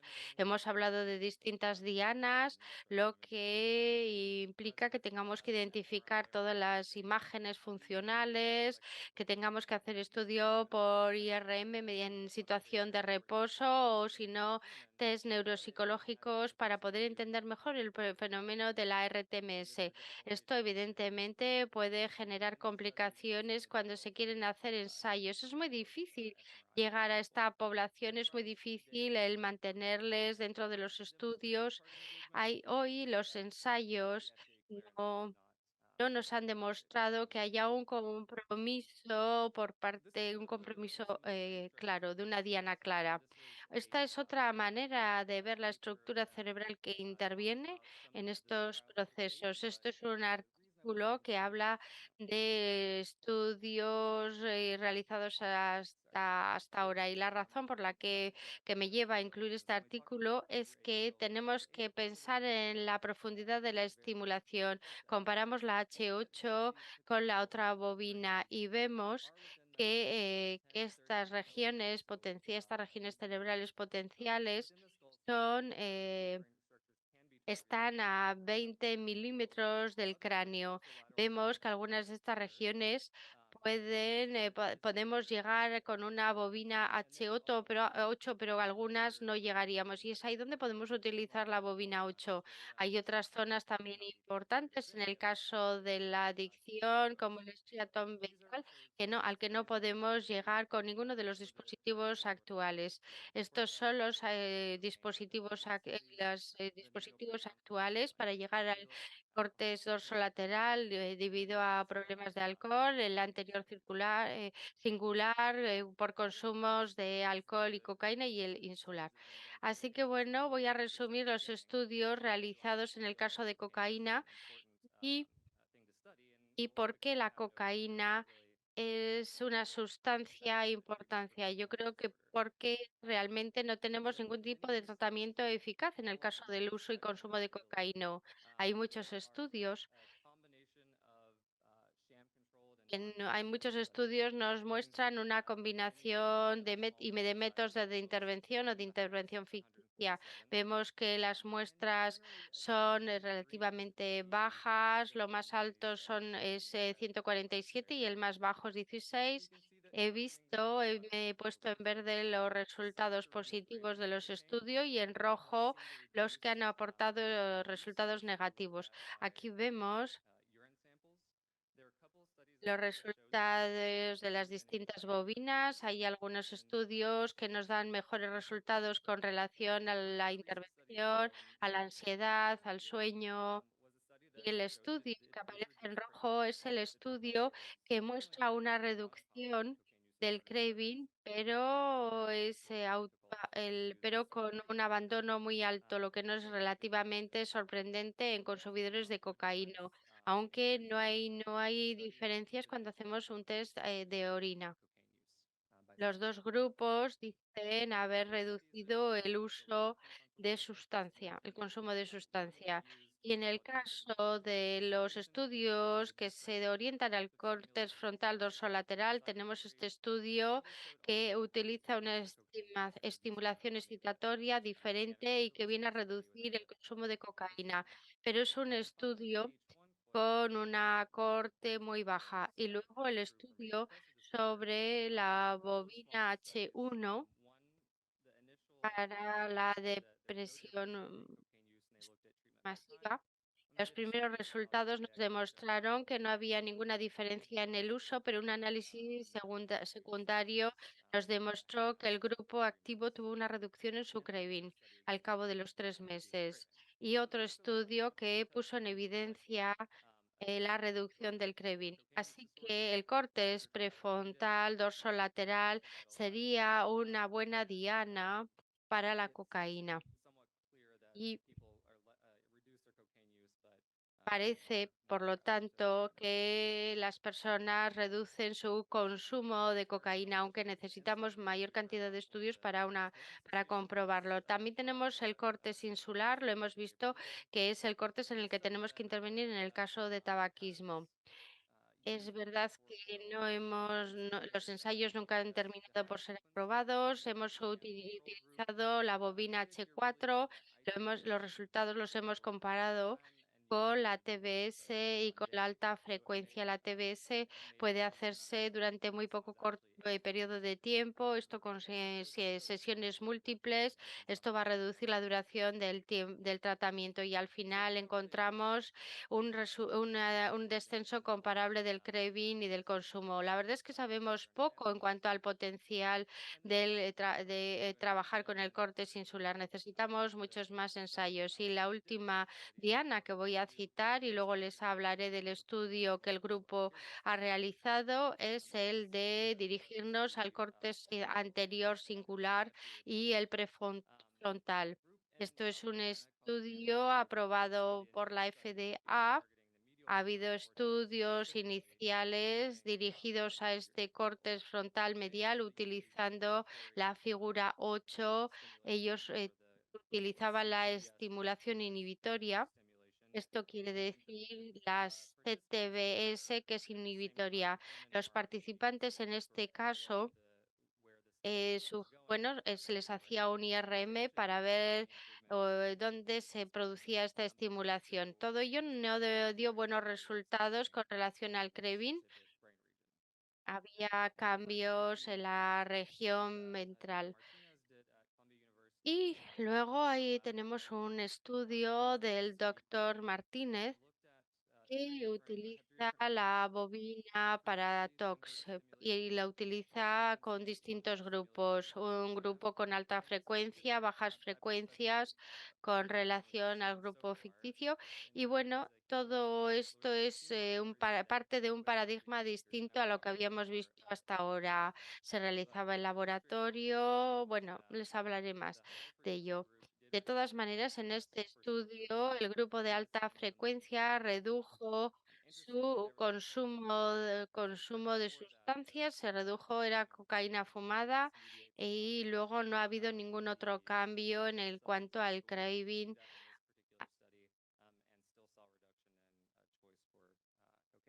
Hemos visto Hemos comprobado la opción de sustancias en este grupo.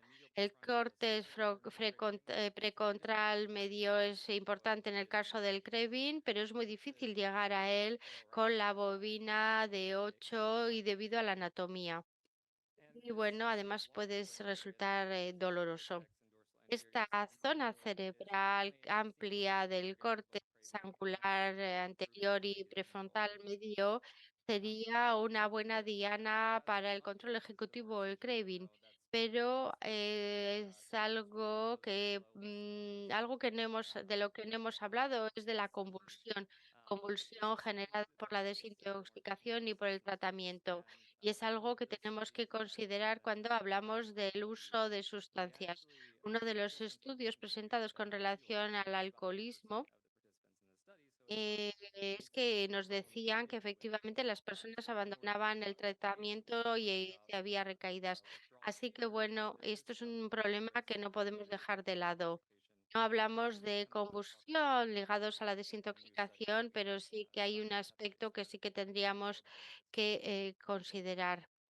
Deberíamos de considerarlo en el futuro o en próximos estudios. Aquí tenemos la bobina H7 que se utilizará para 3 grupos: alta frecuencia, baja frecuencia y ficticio.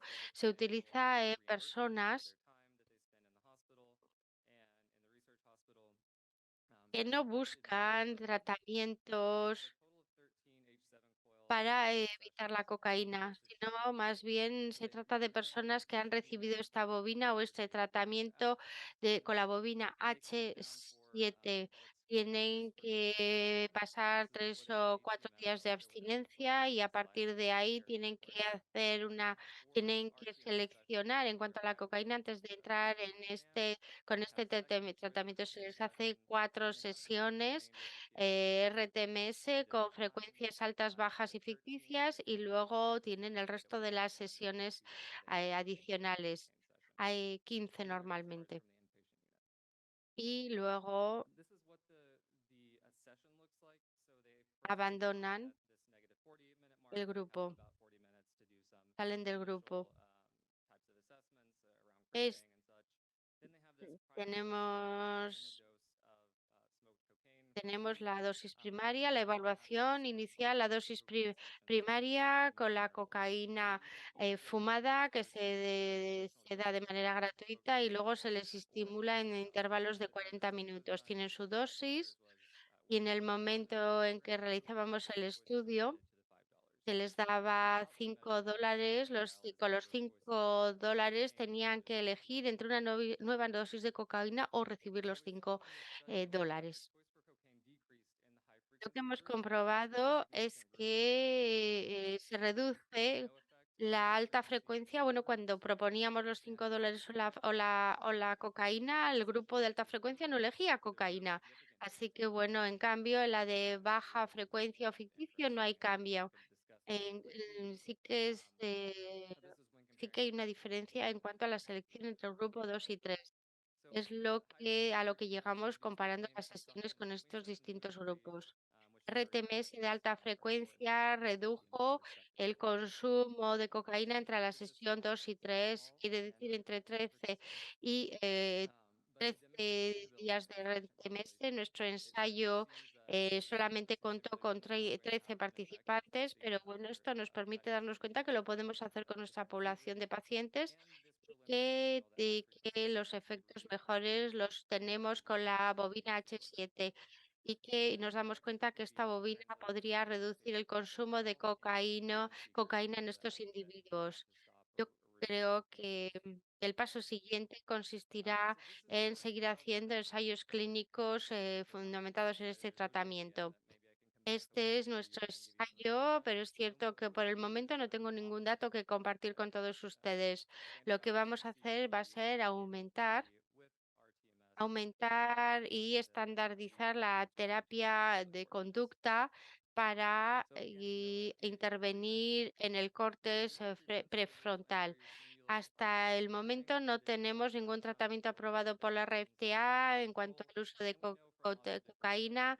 El córtex prefrontal y singular anterior están implicados en los resultados ligados a la acción, el control ejecutivo que se ve afectado en los usuarios de cocaína. La activación del córtex prefrontal se reduce y esto se asocia a un índice de recaída más amplio. El funcionamiento cognitivo más bajo está asociado a resultados todavía aún peores con el tratamiento de de conducta cognitiva. Tenemos mejoras con relación a la eficacia ORSHOP correlada al tratamiento de conducta y los estudios en personas que no buscaban tratamiento demostraron que había una reducción del uso de cocaína con el uso de la bobina H7. Esto es lo que estamos buscando con relación a nuestro ensayo. Queremos evaluar la viabilidad, la seguridad. Nos vamos a concentrar igualmente en un mecanismo utilizando o optando por la RTMS y vamos a medir la eficacia con el número de pacientes que consigan llegar a una situación de abstinencia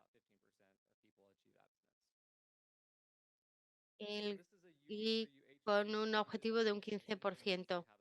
Este es un estudio H3, lo que quiere decir que estamos hablando de un estudio con 30 participantes entre el grupo activo y ficticio y si llegamos a establecer estos puntos, el LH3 nos permitiría reclutar una serie, 4 participantes.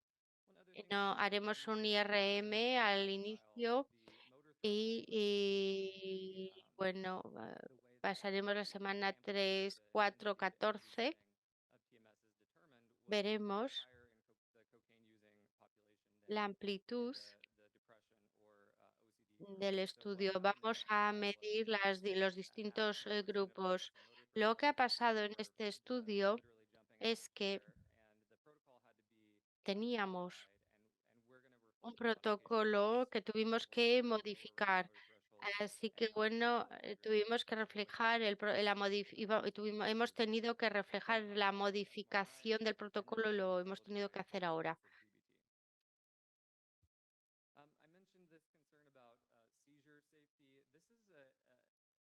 Y con relación a las eventuales crisis epilépticas, es algo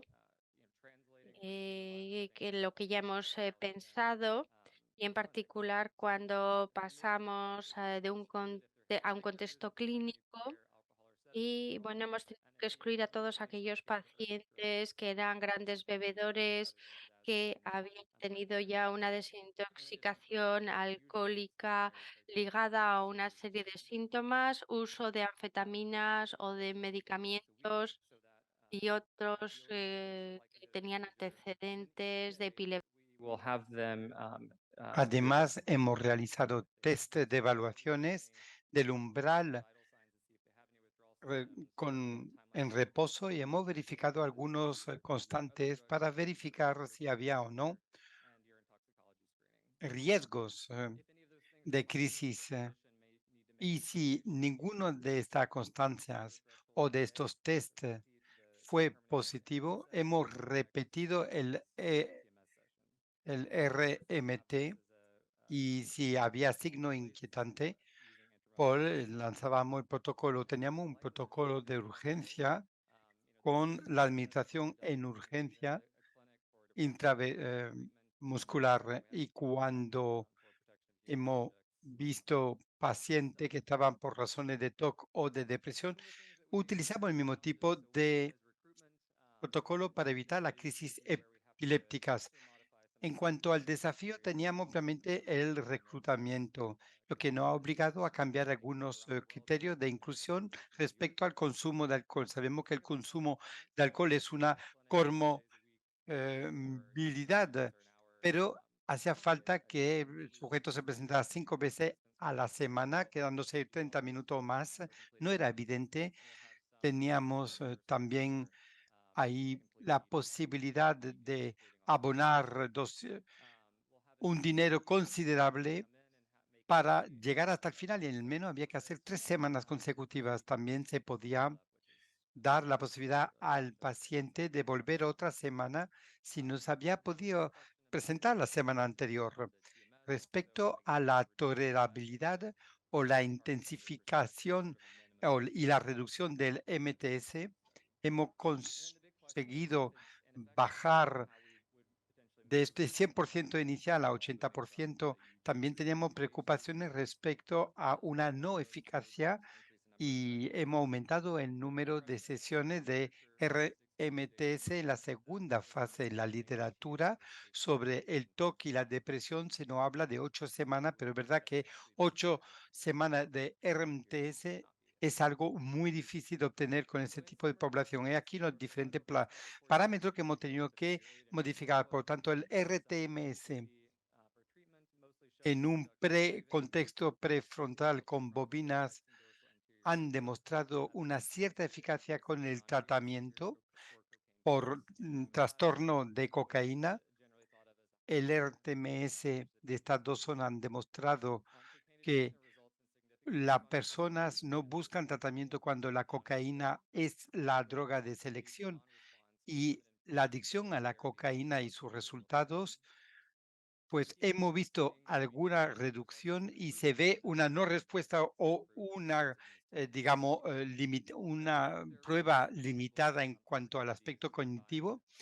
También se ha podido ver que puede mejorar los déficits y, por consiguiente, para intentar obtener esa oportunidad del comportamiento, perdón, de estos sujetos y por lo tanto vamos quizás poder combinar la RMTS con indicaciones, aunque no es tan fácil a realizar, que puede preverse y particularmente cuando hay otro contexto psicosocial u otros medicamentos, como por ejemplo el consumo de anfetamina que puede provocar un riesgo de ataque epiléptico. Como ya hemos dicho, necesitamos mucho más estudios randomizados para ello, para poder ver la eficacia de este tratamiento sobre pacientes refractarios. Y espero haber respetado el tiempo que me habían dado. Muchas gracias.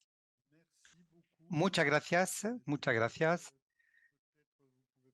Quizás pueda coger también el casco para poder hacerle preguntas en francés. Primero, ¿tenéis pregunta para nuestro compañero y colega? Quizás yo tenga algunas preguntas. Estoy sorprendido de observar el número de estudios que se han realizado. Y usted menciona que algunos están sin grupo de control. Y no se menciona, por ejemplo, si son estudios randomizados. ¿Por qué es tan difícil incluir pacientes consumidores de cocaína en estos ensayos terapéuticos? Sí, es una gran pregunta.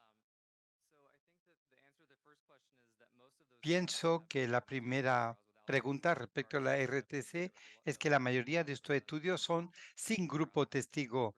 El mayor que se hizo fue en Italia. Había 150 sujetos y ahí sí que fue randomizado con 100 grupos en el grupo testigo, 100 personas en grupo testigo. ¿Por qué no tenemos un grupo testigo? Es una buena pregunta a plantear. Es un tratamiento que es difícil a estudiar porque uno toma mucho tiempo y necesita a participante que se presenta frecuentemente. Y hay muchas posibilidades que para la bobina A8 sea difícil también crear un grupo testigo con un tratamiento ficticio, porque es crear un casco que estimule el cuero cabelludo sin alcanzar el cerebro, algo muy difícil, por lo tanto, a simular con la bobina en 8. Por otra parte, y esto para los estudios respecto a los consumidores de cocaína, que tienen una dependencia con cocaína, usted precisa que son que que no buscan ellos mismos la cocaína como tal. Eso significa que tiene un nivel de intensidad más bajo a la cocaína, ¿no?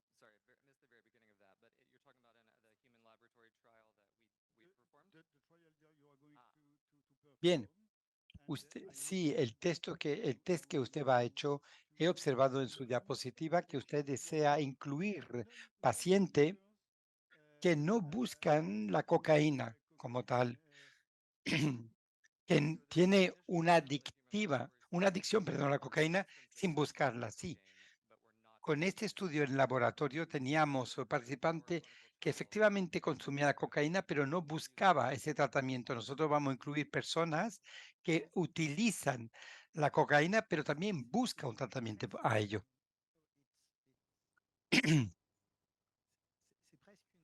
Es casi una psicoterapia aumentada, ¿verdad?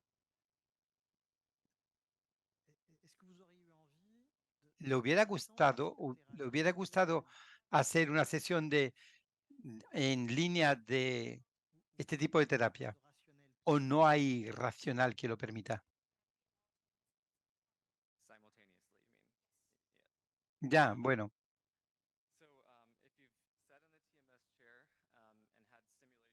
a partir del momento en el cual está uno sentado, ya tiene una RMTS, podemos imaginar al paciente al mismo tiempo está receptivo para una sesión terapéutica. También podríamos pensar que quizás podamos hacer la cosa de forma consecutiva, no simultánea, que sea simultánea RMTS más. Creo que no es posible, pero se podría hacer más bien de forma consecutiva esta terapia. Si deseamos que se haga simultáneamente, debería ser por fase de 10 segundos entre impulsiones y crear una sesión de psicoterapia no me parece eh, posible con intervalos de 10 segundos de influencia. Martin Hans hace psicoterapia durante el RMTS, pero no sé si es con alta frecuencia o con baja frecuencia. Si es un protocolo a baja frecuencia será más fácil, ¿verdad? Sí, si él lo hace a baja frecuencia. Vale, vale, a baja frecuencia, por lo tanto, correcto. Al menos no hay protocolo que utilice la baja frecuencia en Estados Unidos, ¿verdad?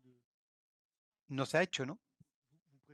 Ustedes prefieren más bien la estimulación a alta frecuencia sobre el córtex prefrontal que bilateral. Bueno, en realidad no tenemos ninguna prueba que permite probar que la baja frecuencia es eficaz. Y esto también vale para la población de consumidores de cocaína. Hay otra pregunta. Pregunto a la sala. Quizás me he saltado parte de la información, pero ¿puede hablar de los efectos secundarios de la estimulación, por favor? Sobre todo con personas que no buscaban el tratamiento y que quizás utilicen otras sustancias. ¿Acaso tenemos una reducción de craving o la resistencia de craving es específica o también toca otros comportamientos que están asociados con estos pacientes que no buscan tratamiento y quizás son policonsumidores?